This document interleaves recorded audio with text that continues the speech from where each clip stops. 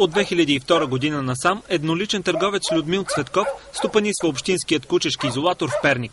За да премахне бездомните кучета в града, частникът получава между 20 и 50 хиляди лева годишно от общината. През миналата година обаче договорът му изтича. Общината обявява търг за отдаване на обществена поръчка за стопанисването на изолатора. Конкурса обаче печели същият едноличен търговец. Природозащитници алармират, че търгът преминал съмнително, обжалват резултата в съда и той го отменя. Пернишката община обаче заобикаля съдебното решение и закона за обществените поръчки и изключва периодични краткосрочни договори с едноличен търговец Людмил Цветков. Междувременно чиновниците отхвърлят няколко предложения на неправителствени организации, които искат да кастрират всички улични кучета напълно безплатно. Това ни накара като обикновени граждани, които искат да си осиновят куче, да опитаме да влезем в общинския изолатор и да видим какво върши вътре едноличният търговец. Много се извинявам, той не е в Перник. И каза, или в среда да дойдете, или в четвъртък, когато ви е неудобно на вас. Доколкото знам, това е общински изолатор, нали? Да. Общинският приют може да бъде посещаван всеки ден в работно време. Ясно, с негово присъствие трябва. Вие не сте осигурили присъствие тогава. Няма ли лице, което да ни въведе? Веднага, щом видя камерата ни обаче, служителят мигновено се скри в приюта и ни отказа достъп до публичната общинска собственост. Обяснение защо ни се отказва такова право не получихме. Искаме да влезем в приюта, да ни покажете поне, да направим някакъв кадър. Аз ще излезна, само водата на пусти.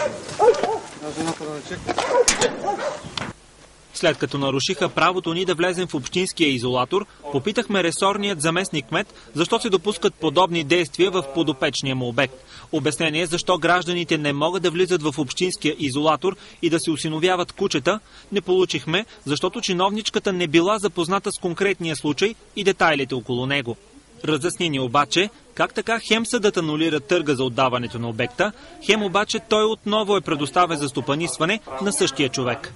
По конкретният случай е прекратен договорът. Изолатора обаче трябва да продължи да работи. На базата на какво основание този едноличен търговец продължава да го Сключваме краткотрайни договори до излизане на окончателното съдебно решение. На база на какво?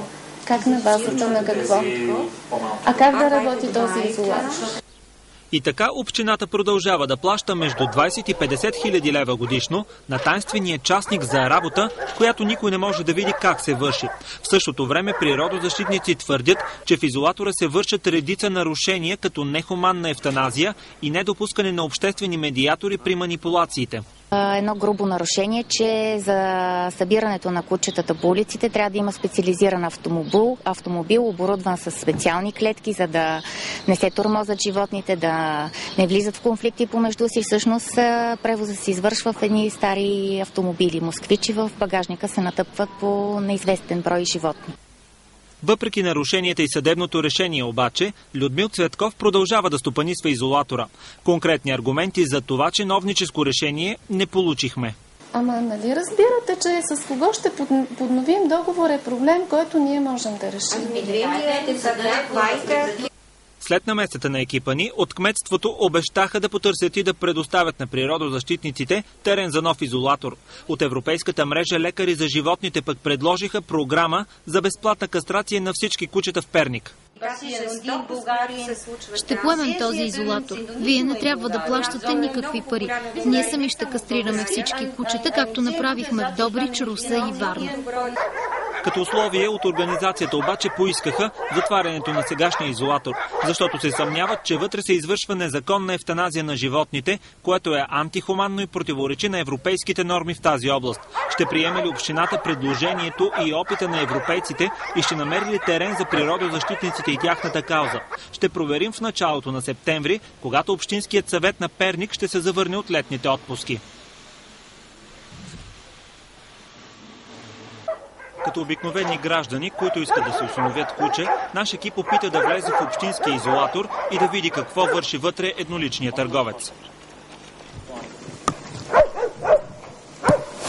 Много се извинявам, той не е в Перник. И каза, или в среда да дойдете, или в четвъртък, когато ви е неудобно на вас. Доколкото знам, това е общински изолатор, нали? Да. Общинският приют може да бъде посещаван всеки ден в работно време. Ясно, с негово присъствие трябва. Вие не сте осигурили присъствие тогава. Няма ли лице, което да ни въведе? Щом видя камерата ни, служителят мигновено се скри в изолатора и ни отказа достъп до публичната общинска собственост. Искаме да влезем в приюта, да ни покажете поне, да направим някакъв кадър. Аз ще излезна, само водата на случай. Жената да не чека. Ресорният заместник-кмет не обясни защо гражданите не могат да влизат в общинския изолатор и да си осиновяват кучета. Разясни обаче как така съдът анулира търга за отдаването на обекта, но той пак се стопанисва от същия човек. По конкретният случай е прекратен договорът. Изолатора обаче трябва да продължи да работи. Защото какво основание този едноличен търговец продължава да го... Сключваме краткотрайни договори до излизане на окончателното съдебно решение. На база на какво? Как на базата на какво? А как да работи този изолатор? В същото време природозащитници твърдят, че в изолатора се вършат редица нарушения. Нехуманна евтаназия, недопускане на обществени медиатори при манипулациите. Всъщност превоза се извършва в едни стари автомобили. Москвичи в багажника се натъпват по неизвестен брой животни. Въпреки нарушенията и съдебното решение обаче, Людмил Цветков продължава да стопанисва изолатора, а общината да му плаща. Конкретни аргументи за това чиновническо решение не получихме. Нали разбирате, че с кого ще подновим договор е проблем, който ние можем да решим.